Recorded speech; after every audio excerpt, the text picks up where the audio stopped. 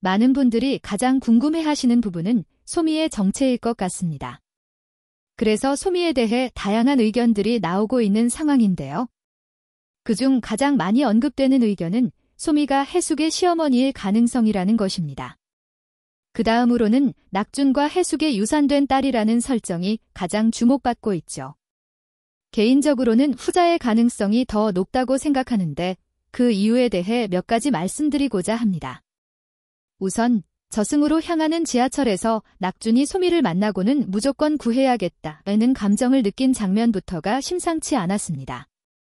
사실 저승과 이승 사이에서 일을 맡고 있는 낙준으로서는 그런 행동이 말이 안 되기도 하지만 그 행동을 할 수밖에 없었던 이유가 분명 있을 겁니다. 이 부분만 보면 낙준과 깊은 연관이 있는 인물이라는 점에서 소미가 낙준의 어머니일 수도 있고 해숙의 과거 유산딸일 수도 있다는 생각이 듭니다. 그렇다면 왜 소미가 유산딸일 가능성이 더 높을까요? 그 이유는 소미의 행동에서 찾아볼 수 있습니다. 소미는 해숙과 있을 때 자꾸 아이 같은 모습을 보였고 소녀와 함께 나비를 쫓는 모습도 마치 어린아이 같은 모습이었죠.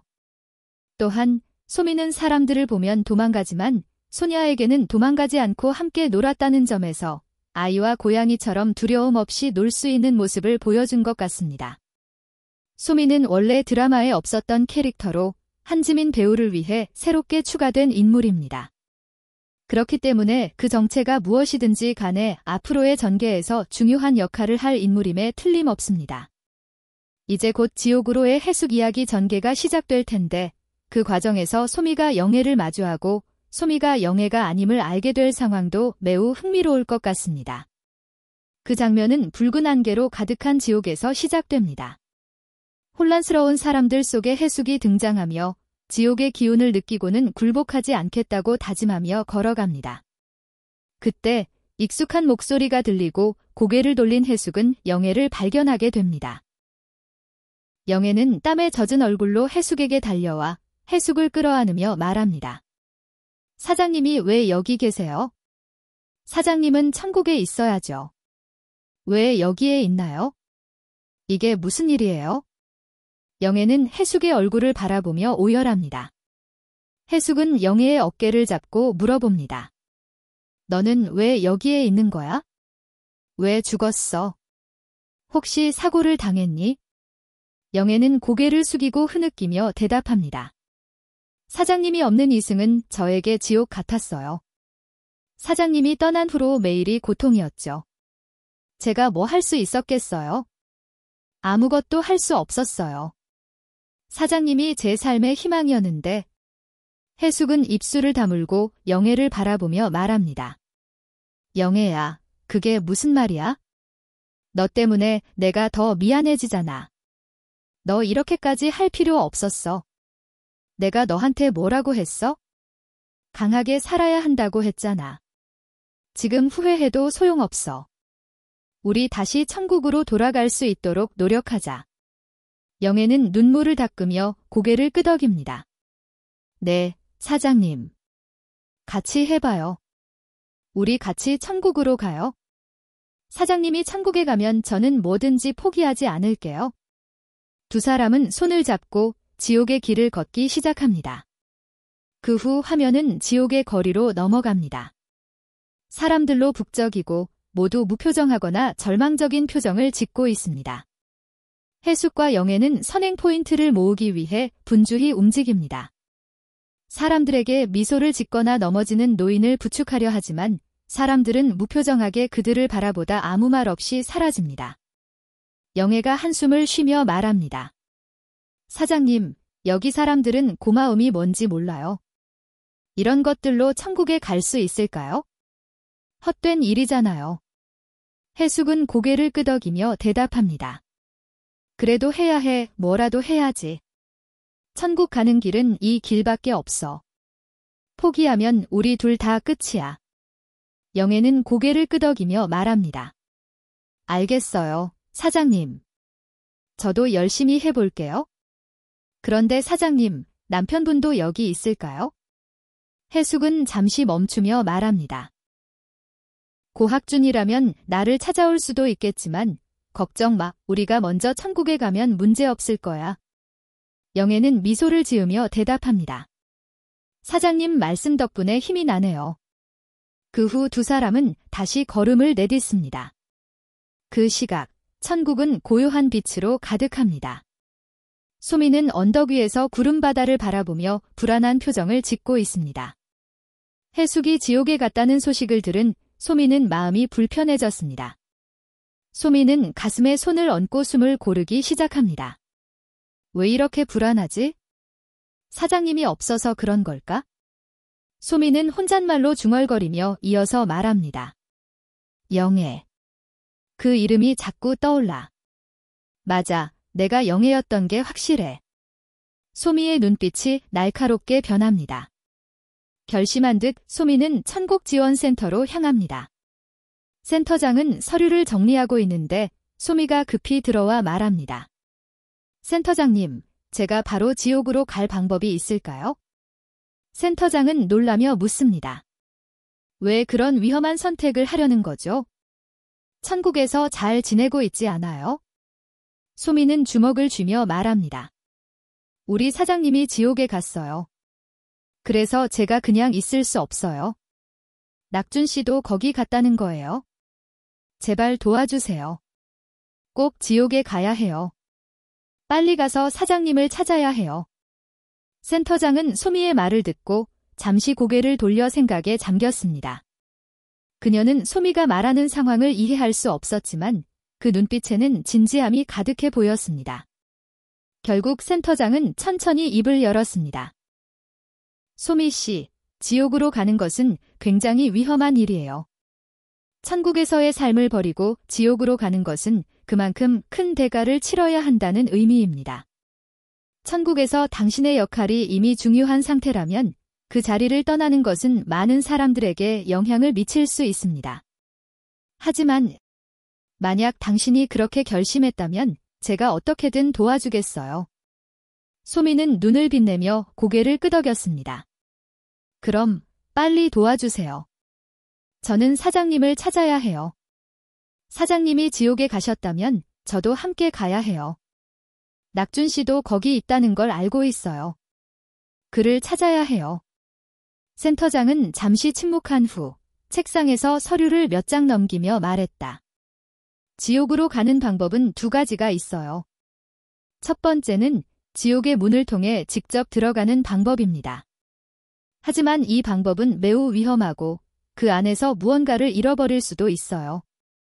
두 번째 방법은 천국에서 탈출을 의미하는 일종의 계약을 통해 가는 방법인데 이 방법은 주어진 시간 안에 목적을 달성해야만 다시 돌아올 수 있다는 조건이 있습니다.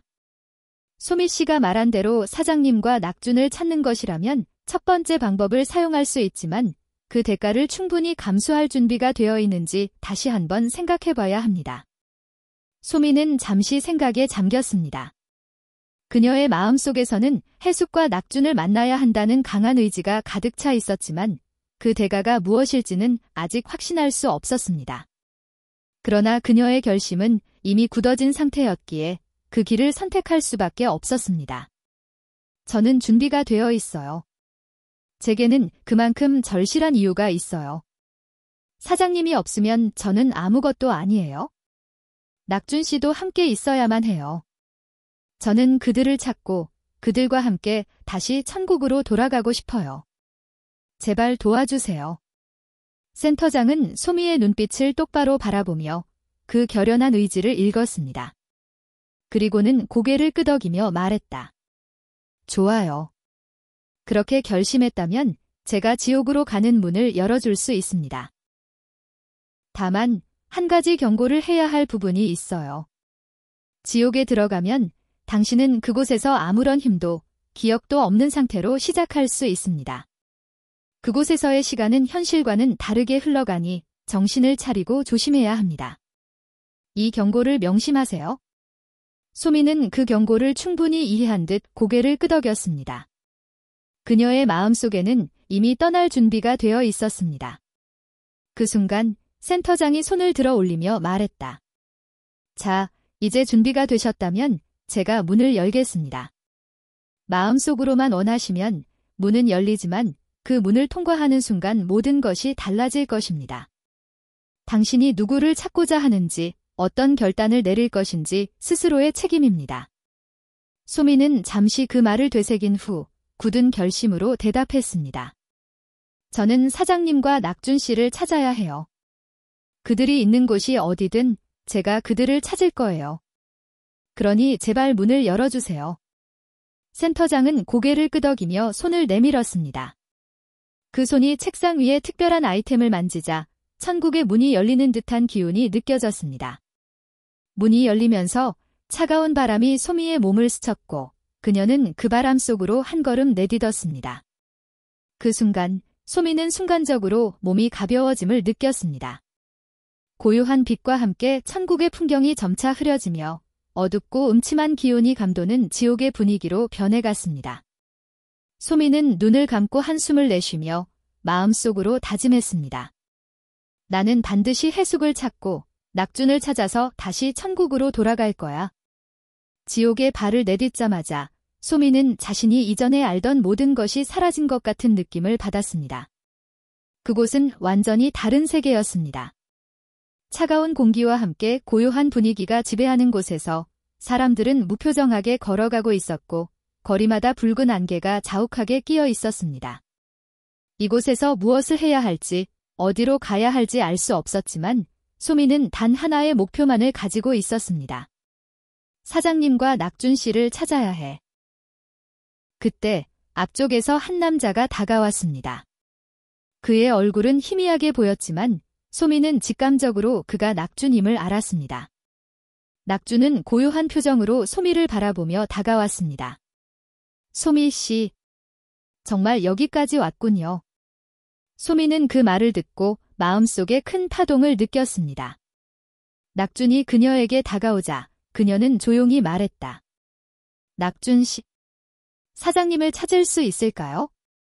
그녀는 여기 있나요? 낙준은 잠시 침묵한 후 소리 없이 고개를 끄덕였습니다. 그 순간 소미는 마음속에서 강한 결심을 느꼈습니다. 이곳에서 끝내지 않을 거야? 사장님과 낙준 씨와 함께 천국으로 돌아가야 해.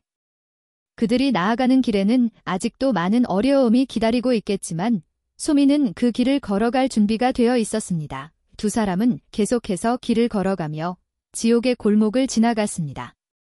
그곳은 끝없이 이어지는 불길한 거리들이었고 사람들이 그들을 스쳐 지나갈 때마다 소미는 더욱 더 강한 결심을 다졌습니다. 그녀는 해숙을 찾을 수 있을 것이라고 믿었습니다.